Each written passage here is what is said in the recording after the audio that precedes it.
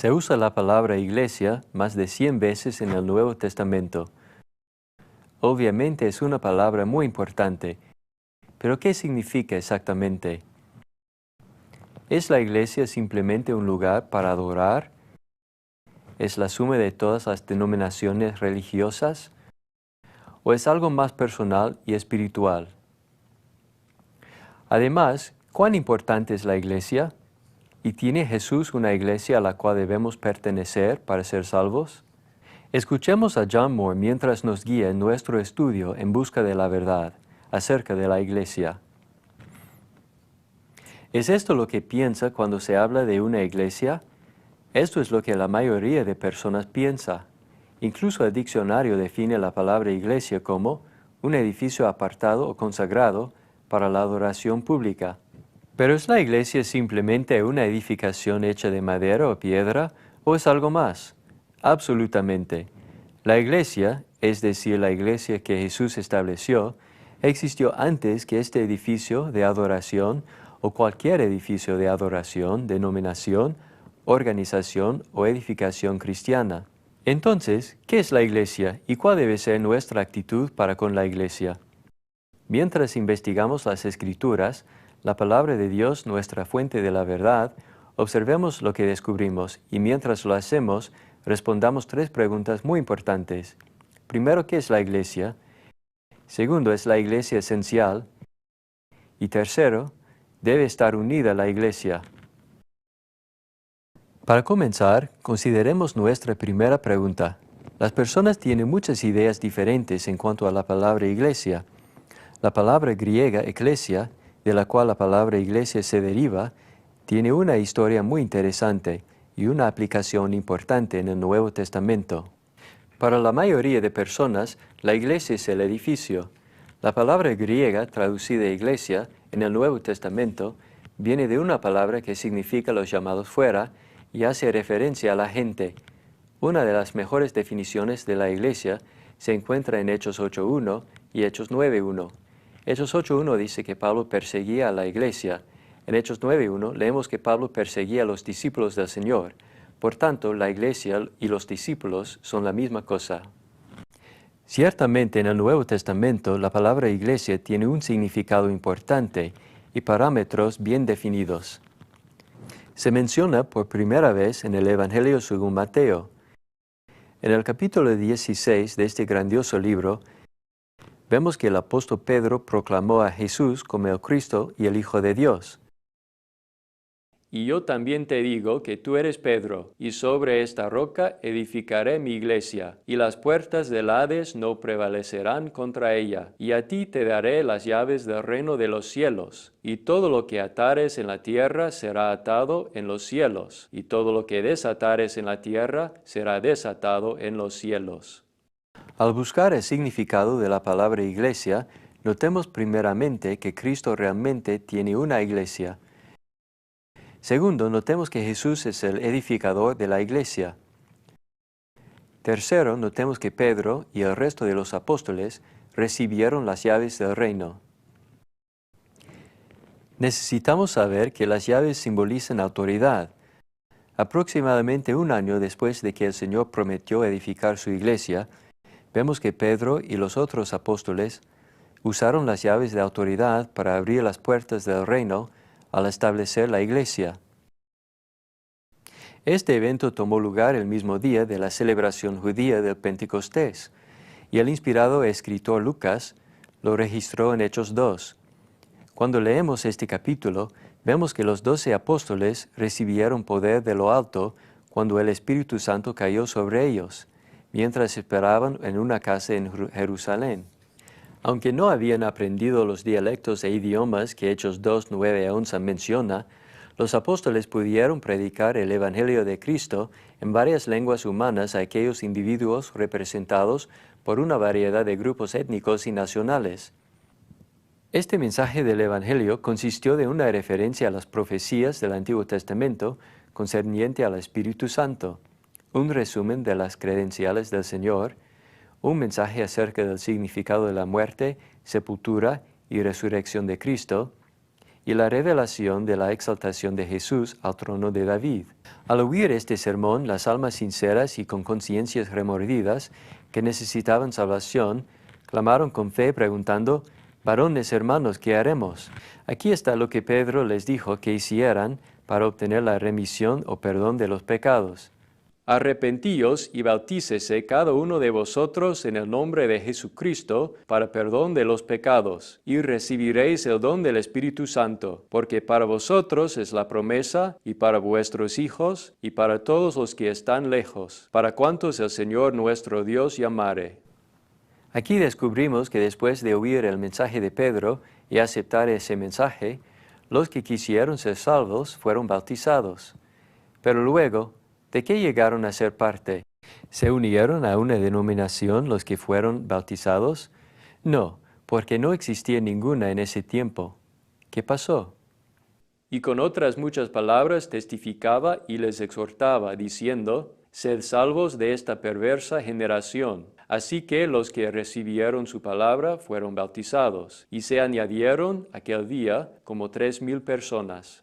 Y perseverando unánimes cada día en el templo, y partiendo el pan en las casas, comían juntos con alegría y sencillez de corazón, alabando a Dios y teniendo favor con todo el pueblo. Y el Señor añadía cada día a la iglesia los que habían de ser salvos.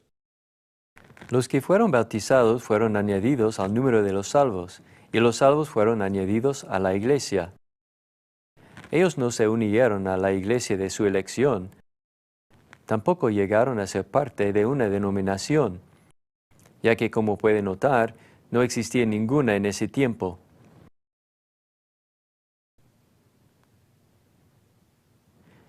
En cambio, cuando los pecadores se bautizaron, llegaron a ser salvos. Al mismo tiempo, Cristo les añadía al grupo de los que Él había salvado. Juntos, todos los salvos constituían la iglesia. En palabras simples, la iglesia es la suma de todos los salvos, y los salvos constituyen lo que conocemos como la iglesia. Por todo el libro de Hechos y el Nuevo Testamento, puede ver que las personas salvas son identificadas exactamente en esa manera, es decir, como la iglesia. Al continuar leyendo a través de toda la Biblia, también descubrimos que la palabra iglesia se usa para hacer referencia a estas personas salvas en 3 maneras. Se usa en el sentido local, como en la iglesia en Jerusalén.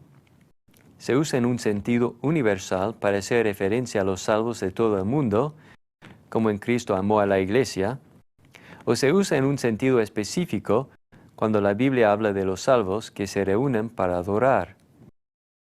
En todos estos casos, la palabra iglesia hace referencia a los que han sido salvos. La Escritura identifica a estas personas salvas con varios términos significativos y descriptivos.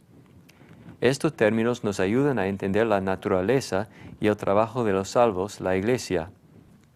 Por ejemplo, se conoce a los salvos como la iglesia, ya que la palabra griega para iglesia revela que son los llamados fuera del mundo, de las tinieblas, para entrar a la luz espiritual de Dios.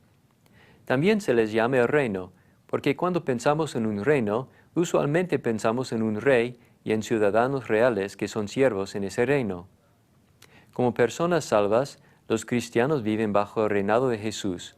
Están bajo el reinado y dominio del Rey Cristo. Además de conocerles como el reino, también se conoce a los salvos como el templo.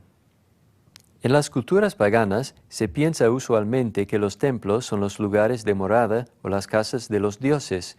En la Biblia aprendemos que el único Dios vivo y verdadero mora en la iglesia. Su Espíritu Santo hace su morada en cada cristiano. Pero también se conoce a los salvos como la familia de Dios. En el Nuevo Testamento, la palabra familia a menudo hace referencia a una institución compuesta de un padre, una madre, hermanos y hermanas. De igual manera, se debe pensar de la iglesia como una familia, donde Dios es nuestro Padre Celestial, Cristo es nuestro hermano mayor, y los salvos son nuestros hermanos y hermanas espirituales. No solo se hace referencia a los salvos como la familia de Dios, sino también se les llama el cuerpo, así como el cuerpo humano tiene una sola cabeza, pero varias partes. Cristo Jesús es la cabeza de los salvos, y los cristianos individuales son las diferentes partes del cuerpo.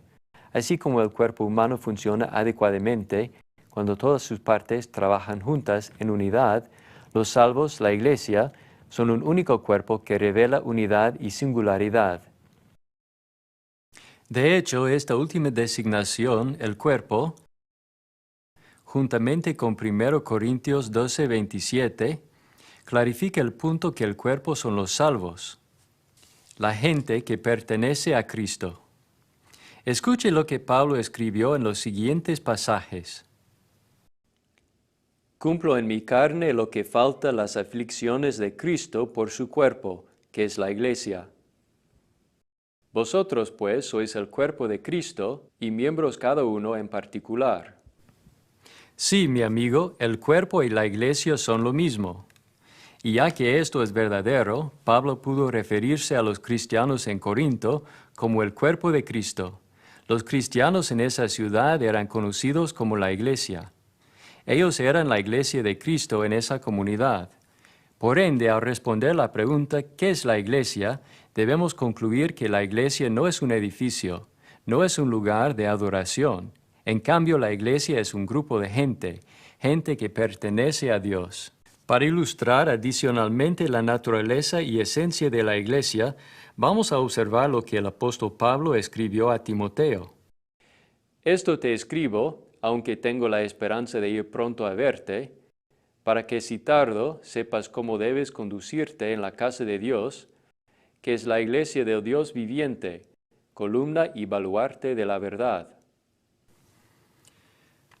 Cuando Pablo hizo referencia en este pasaje a la casa de Dios, ¿estuvo hablando de una casa literal? Desde luego que no. Estuvo hablando de una casa espiritual, una casa construida por Dios, es decir, la Iglesia, el pueblo de Dios. La Iglesia, la casa de Dios, fue edificada sobre la roca sólida de la deidad del Señor. Después que Pedro hizo su gran confesión que Jesús era el Cristo, Jesús dijo, «Sobre esta roca edificaré mi iglesia». Según Efesios 2:20, Jesús es la piedra del ángulo y sus santos apóstoles y profetas son la fundación. En 1 Pedro 2:5 aprendemos que los cristianos son las piedras vivas que componen la casa espiritual. También, según 1 Timoteo 3:15, la iglesia es la columna y baluarte de la verdad. Protege la palabra de Dios. Tiene la responsabilidad de ir por todo el mundo y predicar la verdad, las buenas nuevas de Cristo. Jesús también es la puerta de esta casa. Él es la puerta y el medio por el cual debemos entrar para obtener vida eterna. Los peldaños de salvación guían hacia esta puerta y los pecadores deben escalarlos para entrar a la iglesia. Entonces, esta es la estructura básica de la iglesia. La iglesia es la totalidad de cristianos edificados sobre Jesús, la piedra angular y sobre la fundación de los apóstoles y profetas. Otra vez, ¿qué es la iglesia? La iglesia es los salvos, el cuerpo de creyentes bautizados, el cuerpo de Cristo, el reino de Cristo, la familia de Dios y el templo de Dios. Ahora que hemos determinado lo que la iglesia es, hagamos nuestra segunda pregunta principal. ¿Es la iglesia esencial e importante? Ocasionalmente puede oír que alguien dice, «Deme a Jesús, pero no a la iglesia», o «Deme al hombre, pero no el plan».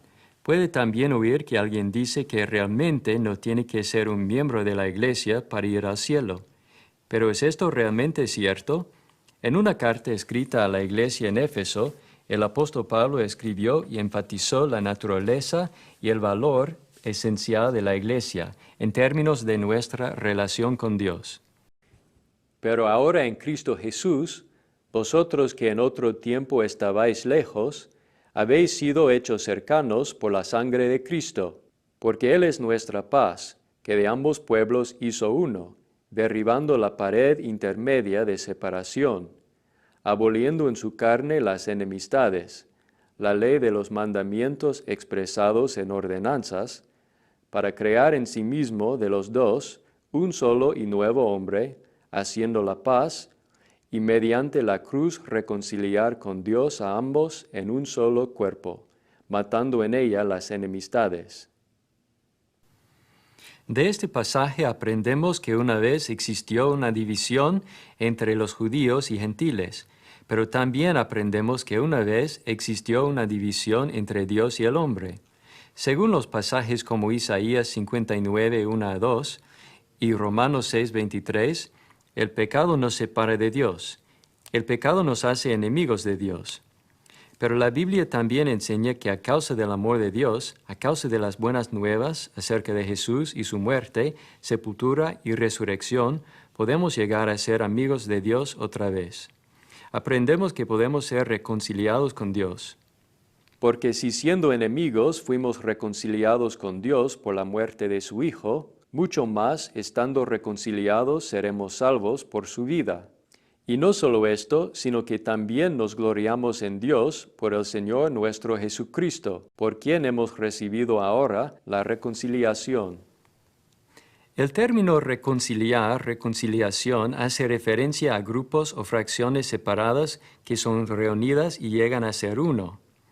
De Efesios 2:16 aprendemos que se puede quitar la división entre Dios y el hombre que existe a causa del pecado, es decir, ellos pueden ser reconciliados en el cuerpo de Cristo.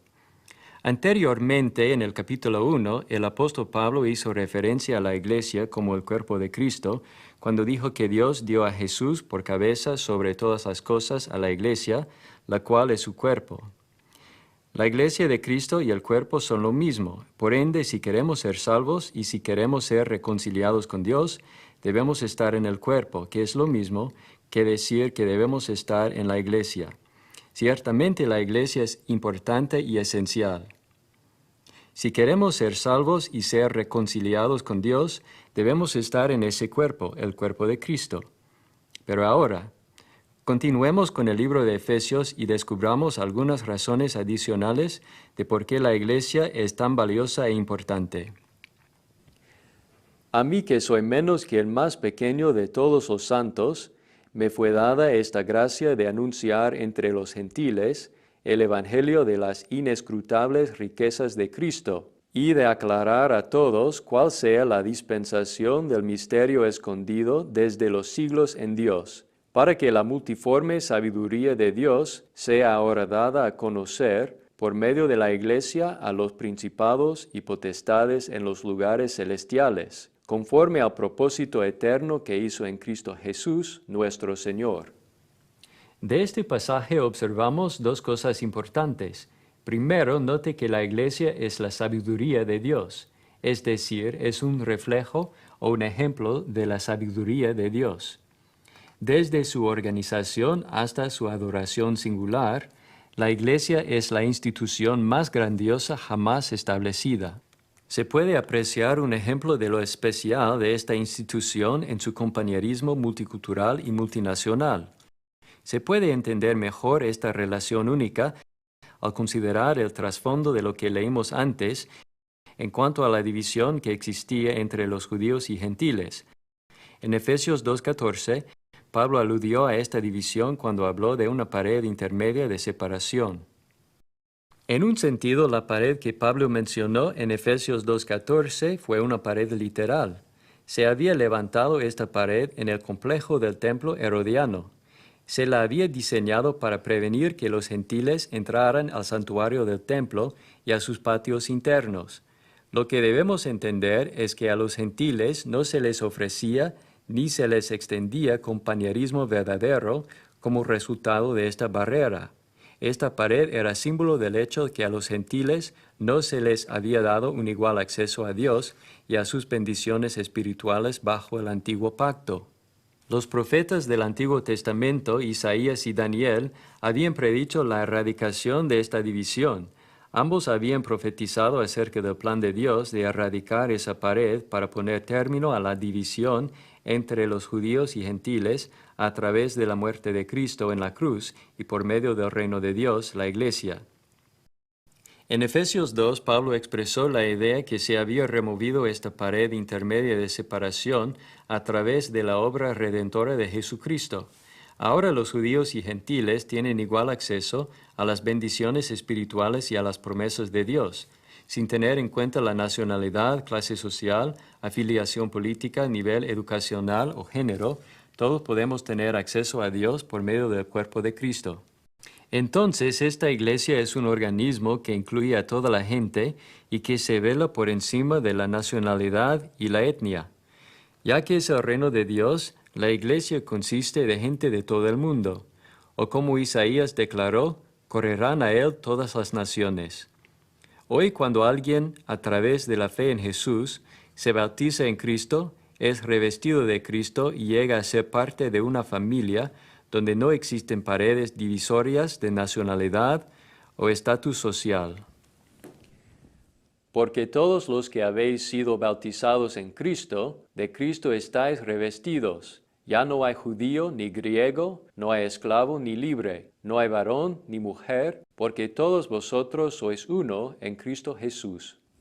La iglesia es un ejemplo evidente de la manera en que Dios une a la gente. A través del bautismo en Cristo, las personas de todas las naciones llegan a ser uno. Llegan a ser parte de una hermandad que carece de estatus económico o posición política. Como una familia, la iglesia exhibe interés mutuo y se preocupa por todos sus miembros. Según la Biblia, la iglesia es un ambiente donde existe un corazón común y un espíritu de amor. La iglesia es un refugio de felicidad y buena voluntad, especialmente para aquellos cuyas familias les han abandonado o tratado mal. La iglesia está compuesta de muchos hermanos, hermanas, padres y madres que acogen y cuidan de sus hijos espirituales. La iglesia realmente refleja la multiforme sabiduría de Dios. Pero además de eso, notemos por Efesios 3:11 que la iglesia es esencial, ya que ha estado siempre en el propósito eterno de Dios. El establecimiento de la iglesia estuvo de acuerdo al plan eterno de Dios. Estuvo en la mente de Dios antes que el mundo fuera creado. A diferencia de lo que algunos han propuesto erróneamente, la iglesia no es una ocurrencia posterior o una decisión de último momento que el Señor hizo cuando supuestamente no pudo establecer un reino terrenal. Como aprendimos anteriormente, la iglesia y el reino son lo mismo. Este reino fue planeado por Dios, anunciado por los profetas, predicho por Jesús y establecido por Dios. Todo esto se realizó según un plan maestro que se cumplió en el primer siglo y que todavía se realiza hoy. Como la Biblia revela, este reino estuvo en existencia durante el primer siglo. En estos pasajes, leemos que los escritores de la Biblia hablaron como si el reino estuviera en existencia durante su vida. Según el profeta Daniel, el reino debía ser establecido durante el tiempo del Imperio Romano. Y en los días de esos reyes, el Dios del cielo levantará un reino que no será jamás destruido, ni será el reino dejado a otro pueblo. Desmenuzará y consumirá a todos estos reinos, pero él permanecerá para siempre. Por el contexto de este pasaje, aprendemos que la frase «en los días de estos reyes» hace referencia al Imperio Romano. Daniel había profetizado que 4 imperios mundiales sucesivos controlarían la región de Palestina.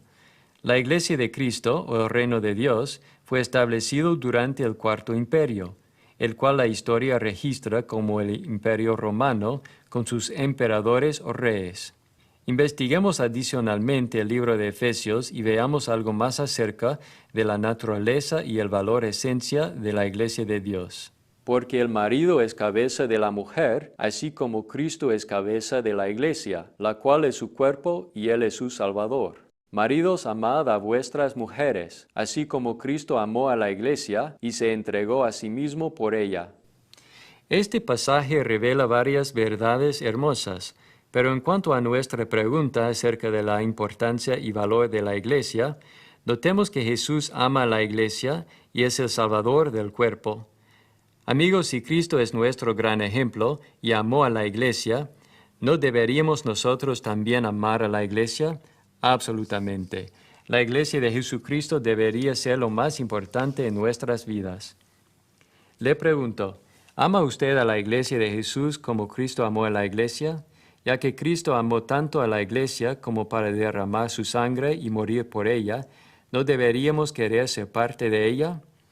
Sí, ya que en 2 de Timoteo 2:10 dice que la salvación está en Cristo. Ya que el cuerpo de Cristo es lo mismo que la iglesia de Cristo, ¿no deberíamos estar en la iglesia para ser salvos? Absolutamente. Debemos estar en el cuerpo de Cristo para ser salvos. Por ende, mi amigo, podemos ver claramente que la iglesia no solamente es importante y valiosa, sino también absolutamente necesaria y esencial. Pero ahora notemos un punto final en la carta de Efesios en cuanto a la iglesia. Esto nos ayudará a responder nuestra última pregunta. Un cuerpo y un espíritu, como fuisteis también llamados en una misma esperanza de vuestra vocación.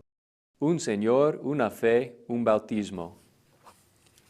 Después de oír a Pablo, debemos concluir que así como hay solamente un Dios, un espíritu y una fe, también hay solamente un cuerpo.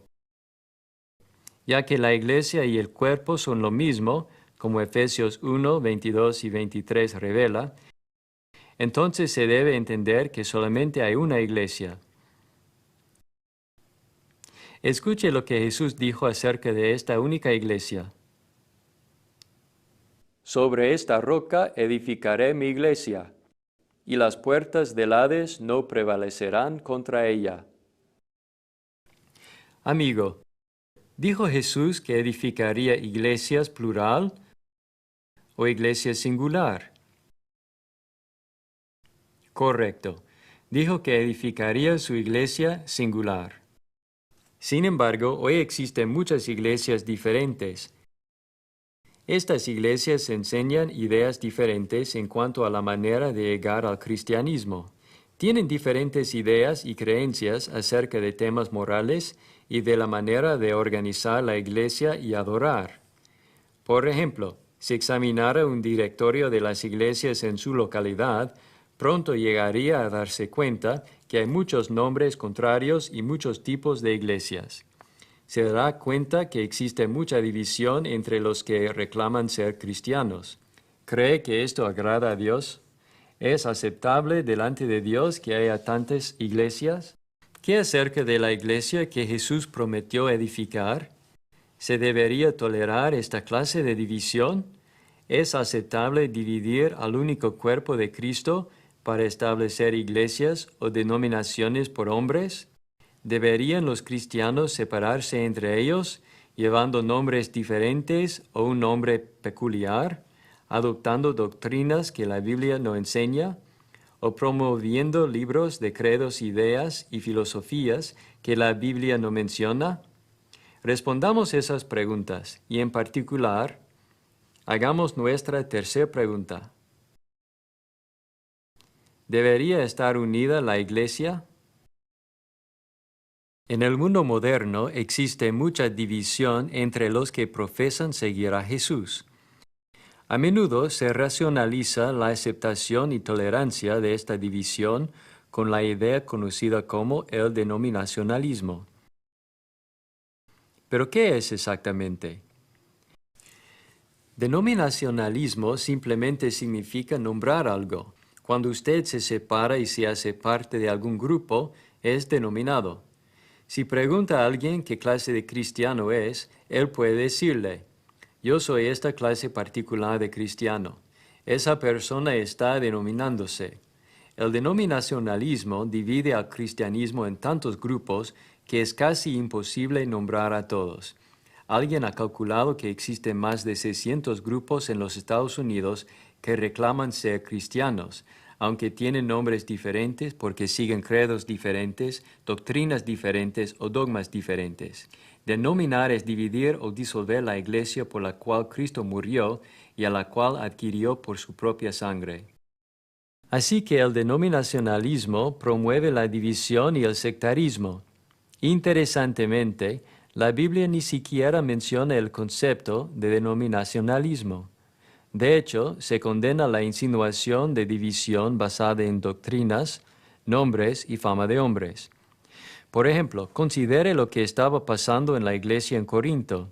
En Hechos 18, Lucas nos dice que mientras Pablo estaba en uno de sus viajes misioneros, ayudó a establecer la iglesia en la ciudad de Corinto. Desde Corinto, Pablo finalmente se dirigió al Asia Menor, donde trabajó en el establecimiento de la iglesia en Éfeso.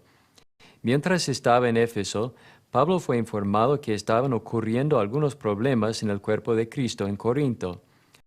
Uno de los problemas tenía que ver con una división entre sus miembros concerniente a preferencias por predicadores. Porque he sido informado acerca de vosotros, hermanos míos, por los de Cloé, que hay entre vosotros contiendas. Quiero decir que cada uno de vosotros dice, yo soy de Pablo, y yo de Apolos, y yo de Cefas, y yo de Cristo. Cuando Pablo oyó de estos problemas, escribió por inspiración del Espíritu Santo el libro de Primera a los Corintios. En esa epístola condenó la práctica de división. Os ruego, pues, hermanos, por el nombre de nuestro Señor Jesucristo, que habléis todos una misma cosa, y que no haya entre vosotros divisiones, sino que estéis perfectamente unidos en una misma mente y en un mismo parecer. Tristemente, algunos en la iglesia en Corinto habían comenzado a dividirse al preferir a diferentes predicadores. Después de ser bautizados, algunos comenzaron a decir, yo soy de Pablo, o yo soy de Cefas, o yo soy de Cristo. Sin embargo, Pablo denunció esta división pecaminosa al hacer 3 preguntas importantes. ¿Acaso está dividido Cristo? ¿Fue crucificado Pablo por vosotros? ¿O fuisteis bautizados en el nombre de Pablo? Las respuestas de estas preguntas son obvias. Primero, Cristo no está dividido. En Marcos 3, 22 a 26, Cristo abordó la naturaleza unida de su esencia. Segundo, la respuesta es no otra vez. Pablo no fue crucificado por ellos. Y tercero, ellos no fueron bautizados en el nombre de Pablo. En cambio, según Mateo 28, 19, los pecadores son bautizados en el nombre de Cristo. Teniendo en cuenta estos criterios, ¿hubieran estado equivocados estos cristianos al llamarse paulinos? ¿Hubieran pecado al nombrar a la iglesia a causa de Pablo? Sí, hubieran estado equivocados, y ciertamente hubieran pecado contra Dios. ¿Qué pasaría si hoy hubiera un predicador de la iglesia llamado Alex Campbell, quien fuera un predicador de la palabra muy dinámico y convincente? Digamos que fuera un erudito eminente y muy educado que hubiera ayudado a convertir a miles a Cristo. Si buscando honrarlo, comenzaríamos a llevar el nombre religioso Campbellianos, ¿cree que eso honraría a Dios? ¿Sería aceptable delante de Dios? De ninguna manera, según 1 de Corintios 1. Para que usted pudiera llamarse campbelliano, 3 cosas necesitarían ser ciertas. Primero, Cristo tuviera que estar dividido. Segundo, tuviera que haber sido bautizado en el nombre de Alex Campbell. Tercero, Alex Campbell tuviera que haber sido crucificado por usted. Así que al llamarse campbelliano estaría dividiendo el cuerpo de Cristo y daría gloria a Alex Campbell en vez de dar gloria a Cristo. En 1 de Corintios 1:31, Pablo dijo, el que se gloría, gloríese en el Señor. Pedro escribió, pero si alguien sufre por ser cristiano, que no se avergüence, sino que alabe a Dios por llevar el nombre de Cristo, es decir, el nombre cristiano. Amigo, si es incorrecto dividir el cuerpo de Cristo a causa de preferencias por predicadores, ¿no sería incorrecto dividir el cuerpo de Cristo por credos y doctrinas humanas? ¿No sería equivocado dividir el cuerpo de Cristo al adoptar nombres religiosos no autorizados, sea para nosotros mismos o para la congregación? Una iglesia puede no enseñar la misma cosa que otra iglesia, pero según el denominacionalismo, ambas son la iglesia de Cristo. Sin embargo, la Escritura nos enseña que solo hay un cuerpo, una iglesia, y que esa iglesia enseña lo mismo uniformemente. Eso es lo que debemos hacer hoy, hablar de los designios de Dios. y no diferenciarnos o denominarnos en muchos grupos diferentes. Amigo, el Nuevo Testamento enfatiza repetidamente la unidad de la Iglesia. Por ende, no debemos ser culpables de dividir el cuerpo de Cristo. Jesús mismo oró por la unidad de todos los creyentes. Mas no ruego solamente por estos, sino también por los que han de creer en mí por la palabra de ellos, para que todos sean uno, como tú, oh Padre, en mí y yo en ti, que también ellos sean uno en nosotros, para que el mundo crea que tú me enviaste. Pablo instruyó específicamente a la Iglesia a mantener la unidad del Espíritu en el vínculo de la paz. Yo pues, preso en el Señor, os ruego que andéis como es digno de la vocación con que fuisteis llamados, con toda humildad y mansedumbre, soportándoos con paciencia los unos a los otros en amor, solícitos en guardar la unidad del Espíritu en el vínculo de la paz. Un cuerpo y un espíritu, como fuisteis también llamados, en una misma esperanza de vuestra vocación, un Señor, una fe, un bautismo, un Dios y Padre de todos, el cual es sobre todos y por todos y en todos. Note que no solamente se demanda la unidad, sino también se condena la división y el sectarismo. Note en el siguiente pasaje que se clasifica la división como una obra de la carne que no se debe practicar o tolerar. Y manifiestas son las obras de la carne, que son adulterio, fornicación, inmundicia, lascivia, idolatría, hechicerías, enemistades, pleitos, celos, iras, contiendas, disensiones, herejías, envidias, homicidios, borracheras, orgías y cosas semejantes a estas, acerca de las cuales os amonesto, como ya os lo he dicho antes, que los que practican tales cosas no heredarán el reino de Dios. Sí, se condena la división, como notó hace un momento por medio de pasajes como Efesios 4 y 1 de Corintios 1, debemos esforzarnos por mantener la unidad del cuerpo de Cristo. Debemos hablar las mismas cosas. Debemos estar unidos en una misma mente y en un mismo parecer. Pero para que eso sea una realidad, todos debemos estar dispuestos a renunciar a cualquier cosa que la Biblia no autorice. Debemos renunciar a las prácticas no autorizadas o a los nombres que la Biblia no autoriza. Debemos regresar a la Biblia para encontrar un así dice el Señor para todo lo que hacemos y decimos. Y todo lo que hacéis, sea de palabra o de hecho, hacedlo todo en el nombre del Señor Jesús, dando gracias a Dios Padre por medio de Él. Hacer algo en el nombre del Señor Jesús es hacerlo con su permiso y aprobación. ¿Está buscando la aprobación del Señor? ¿Está en su iglesia? ¿Está usando un nombre religioso que trae gloria a Cristo?